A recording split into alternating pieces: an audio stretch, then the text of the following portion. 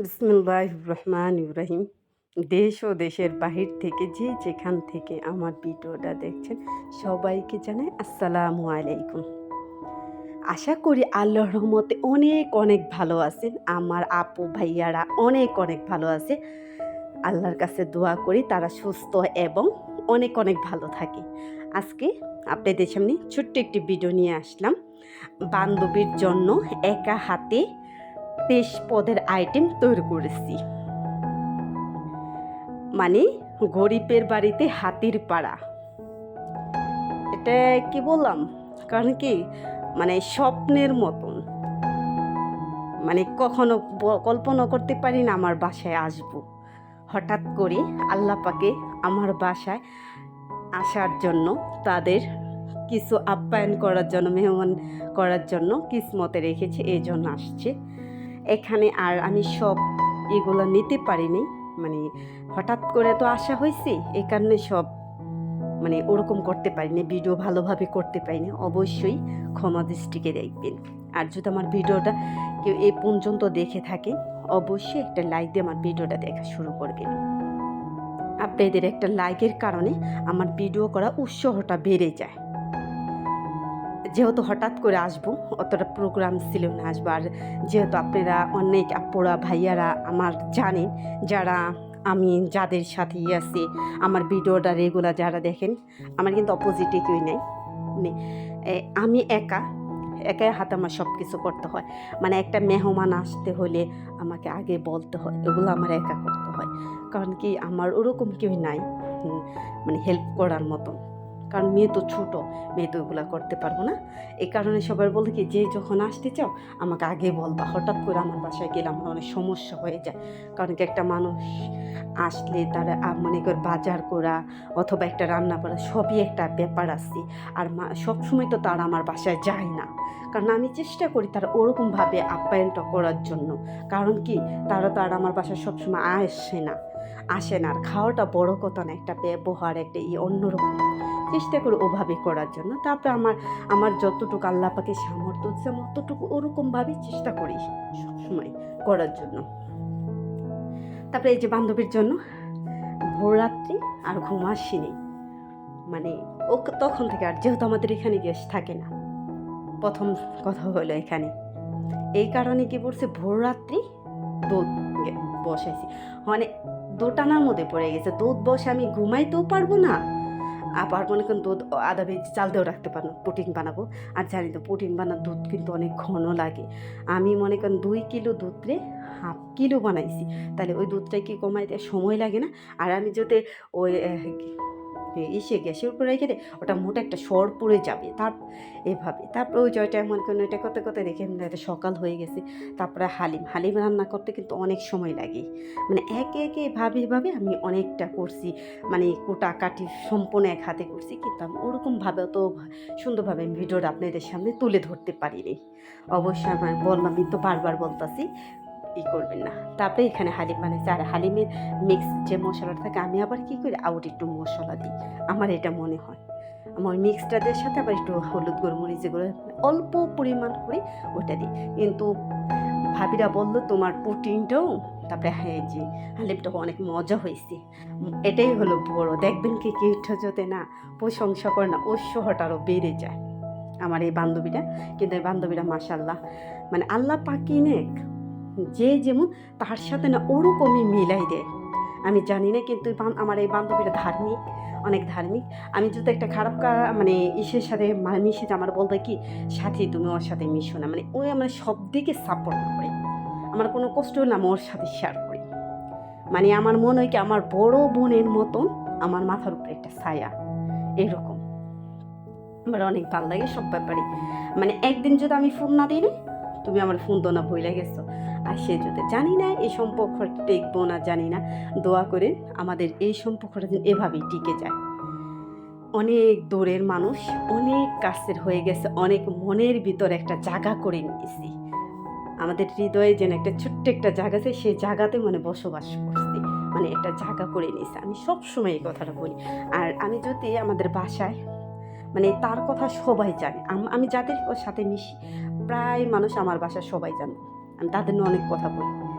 এখানে। আর এখানে chicken fry, মাংস ছিল, একটু চিকেন ফ্রাই করবো, তো তখন আমি একটু এগুলো ওই রাত্রেই মানে একটু মরিচের গুঁড়ো, সয়া সস, আদা রসুন, লেবুর রস এগুলো একটু ভালো করে মিক্স করে আমি এটা ফ্রিজে রেখে দিয়েছিলাম ভোর রাত্রি। তখন এগুলো আর রাইখে দেওয়ার পর অনেকক্ষণ পর্যন্ত রাখছি। তারপর আমি এখানে ময়দা দিয়ে, তারপর ময়দার সাথে একটু তোমার যে মরিচের গুঁড়ো, হলুদ এগুলো মিশে তারপরে এটা ফ্রাই। হঠাৎ করে ভয়েস দিতেছি, তখন ভাবি ডাইকে উঠছিলাম, ভয় পেয়ে গেছি আমি, নীরবে মানে ভয়েস দিতেছি আর ভাবি ডাক দিছি আমি। তারপরে যে কে যেভাবে আপনারা করেন ওভাবে করছি, কিন্তু ভিডিওর মধ্যে ওভাবে আমি সুন্দর করে ফোটায় উঠাইতে পারিনি। এভাবে আমি একে চিপে এটা না যত চাপা যায় মানে চেপে করলে তারপরেই হয়। আমি বেশিরভাগ আমার মেয়ের এরকম ফ্রোজেন কথাগুলো আসছিল, এত হইব না, মানে ফ্রোজেন অল্প কটা ছিল, আর আমি এখানে কতগুলো বানাইছি সবগুলো করবো।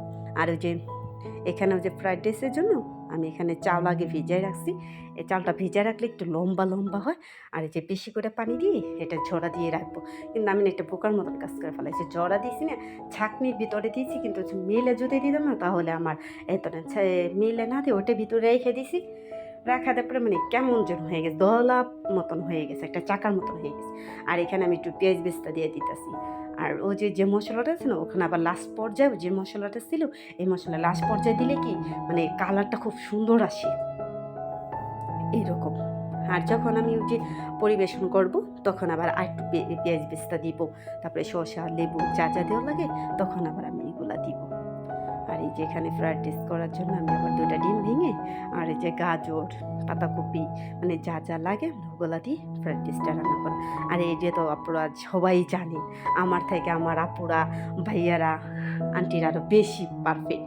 আমি তো মানে নতুন এক গৃহিণী, আর আপুরা তো মানে পুরনো গৃহিণী। আমার অনেক আপুরা অনেক সুন্দরভাবে রান্না করে, আমি মাঝে মাঝে বলি মানে অনেক স্ট্রং, অনেক কাজে চালু। মানে আমার এই মুহূর্তে নামগুলো মনে হইতেছে না। এই যে সামির আপু অনেক রান্নারই দেখি, তারপরে মিম আপু ভিডিওটা এখন ছাড়তেছে, মানে রান্নার দিকে অনেক এক্সপার্ট। আমি মাঝে মাঝে বলি তুমি এত কিছু রান্না করে কীভাবে, তুমি তো অলরাউন্ডার মানে রান্না। আরেকটা আপু আছে, আপুটার কথা আমার মনে হইতেছে না, একটু ভুলে গেছি। আর আমি না সবসময় ম্যাজিক মশলা দিতে বেশি ভালো লাগে। আমার মনে কি খাবারে যদি আমি ম্যাজিক মশলাটা দিই না, না খাবারের স্বাদটা একটু বেড়ে যায়। আর আমি না এই যে একটা মনে আসতেছে না, ভুলে গেছি, ওই যে টেস্টি সল্টস আছে না একটা খাবারে, ওইটা দিই না, ওটা কোনো খাবারই দিই না। কিন্তু ওটা খাবার দিলে না আমাদের শরীরের জন্য অনেকটা ক্ষতি করে, এই কারণে আমি কোনো খাবারই দিই না। মাঝে মধ্যে যদি হয় তাহলে দিই, আমি দিই না বেশিরভাগ। আমি ওটা আনি না, বাসা আনলে অবশ্যই দেওয়ার জন্যই হয়, কিন্তু চেষ্টা করি না দেওয়ার জন্যই। তারপরে এখানে একটু সয়া সস দিয়ে, এই যে বললাম না এই ছাঁকনির ভিতরে আমি চালগুলো এমনি ছেঁকে রেখে দিয়েছি। মানে আমি যতটুকু যে বললাম না, আমি যদি সাথে সাথে একটা ট্রিবিতে দিয়ে দিতে মিলে দিতেন তাহলে মানে আর একটু ঝরঝর হইতো। তারপরে না ঝরঝরা হয়েছে, তো না এতগুলো রান্না করছি না হয়েছে, মানে ফ্রাইড রাইসটা অত সুন্দরভাবে আমি সেদিনকে রান্না করতে পারি না। কালারটা কিন্তু সাদা সাদা আসছে, মনে হইতাছে কি আমি বাজের সাথে পোড়াও মিক্স করছি, এরকম হইতাছে। আর এখানে উঠছেন, আর এগুলো আমি আগেই যাবে যে এগুলো আমি রেখে দেবো। আর তাহলে ইফতারি, তারপর আমি এত মনে করেন সব আগে করার পরেও তারপরে মনে করেন আমি ইফতারের সময় মনে করেন সব কিছু মানে দিয়ে আমি ভিডিও করতে পারি না, তো ওটা আমার ভিডিওটা সুন্দরই হয়নি, মানে ওরকম করতে পারিনি, কারণ এত মানুষেরই না এক আমি কইরা সারতে পারিনি। আর এইগুলো মনে করেন ভাইজা আমি মানে যদি চুলার নিচে রেখে দিয়েছিলাম, যে আমার যেহেতু ওভেন নেই, ওভেনটা থাকাটা অনেক মানে মনে হইতেছে অনেক জরুরি, আমার একটা দরকার। আমার বাসায় নাই মানে মানে জায়গা মানে একটা এনে রাখবো ওরকম খুঁজে বাইর করতে পারতাছি না কোন জায়গাটা রাখবো, এই কারণে আর আনা হইতাছে না। আপনার ভাইয়া বলতেছে তুমি একটা কিনে যাও, অনেক সময় থাকে না, গ্যাস থাকে না, ওভেনে থাকলে একটু গরম করে খাইতে পারো, এই কারণে। তারপরে একে একে আমি সব এগুলো ভাইজা নিলাম। আর দেখছেন এটা না ডবল ভাজবেন, প্রথমে ভাইজা ওঠায় রাখবেন, তারপর আবার তেলে আবার দ্বিতীয়টা ভাজার জন্য ওটা বেশি, আমি দ্বিতীয় ভাজাটাও দিয়েছি, তো ওটা দ্বিতীয় ভাজা দিয়েছি না। আর প্রতিদিন কিন্তু সন্ধ্যাটা গ্যাস থাকে, কালকে এই দিনকে সন্ধ্যাটা গ্যাস, এই কারণে আর আমার বেশি করছে। আমি মনে করেন অল্প ভাজাপুরি করছি, তারপরও মনে করেন জোহরের নামাজ পড়ে আমি ওইটা মনে করেন, তারপর আমি একটা দুইটা করে ভাজা পড়ে। আর যেহেতু হেরা বাহিরের জিনিস খাবে না, আর অনেকে আমরা না ওই যে আলু ফ্রেঞ্চ ফ্রাই করে খাই না, আমি তো এগুলা ঢিপে রাখি। এটা কি করবেন, আমি এই আপনাদের সাথে এটা করি, আমি জানি না আপনাদের ভালো লাগবে না। এটা এই যে হয়েছে নামাইয়া একটা তাওয়ার ভিতরে অথবা একটা ফ্রাই প্যানে না আগেই করবেন, বরফটা ওইভাবে কমেন, তারপরে তেল দিয়ে ভাজবেন, খুব সুন্দর হয়। আর তেলের ভিতরে এটা দিলে না তেল চারোদিকে না ছিটে যায়, ছিটে একেবারে নষ্ট হয়ে যায়। আর এখানে আমি যে 2টা সিদ্ধ ডিম দিয়ে কিন্তু মিউনিক্স বানাইছি, ওটা ভালো করে অবশ্যই মনে হয় দেখতে পারছেন, অত সুন্দর করে ওঠানো হয়নি। আর এখানে যে মাংস ভেজের এই যে মিউনিক্সটা, আমার এটাই ভালো লাগছে, সিদ্ধ ডিমের কোনো কাঁচা ডিমের গন্ধ নেই। আর এই যে সসটা, এটা তো আমার হাতে বানানো সস, এগুলো দিয়ে আমি হাতেই করছি। অবশ্যই এটা কোনো খারাপ ইয়ে নিবে না, কারণ আমার দেখেছি আমি তো অনেক দেরি হয়ে যাইতেছি, ওরকম এসে আমি হাতে যেহেতুই করছি তা হাতে এইভাবে করে দিই। মানে আজান অলরেডি, মানে সময় নেই। আর এখানে আবার চিজ দিয়ে আবার মনে করেন তাওয়ার ভিতরে হালকা সে করতে পারতাছি। এই কারণ আমার একটা ওভেনের অনেক দরকার। তারপরে এই যে দেখেন এখানে আমি অত সুন্দর করে উঠাইতে পাইনি, আর ওই যে হালিমগুলো যেটুকু উঠাইতে পাইনি, কিন্তু আমি অনেক কিছু আয়োজন করছি, 4 পদের শরবত, ফল টল, এগুলো অতগুলো আমি ভালো করে উঠাইতে পারিনি এবং ভিডিও নিতে পারিনি, অবশ্যই ক্ষমা দৃষ্টিকে দেখবেন। জানি এটা আমার তো ভিউ হইব না, আমি যে ভিডিওতে কষ্ট করি বেশি, এই ভিডিওতে আমার ভিউ হয় কম, আর যেগুলোতে কষ্ট করি কম এগুলো ভিউ হয় বেশি। আমি এটা প্রত্যেকটা দেখছি, আমার মেয়ে বলতেছে আম্মু তুমি যেটা বেশি কষ্ট করে এর মধ্যে তোমার ভিউ হয়ই না, আপুরা মনে হয় দেখেই না। আল্লাহ হাফেজ।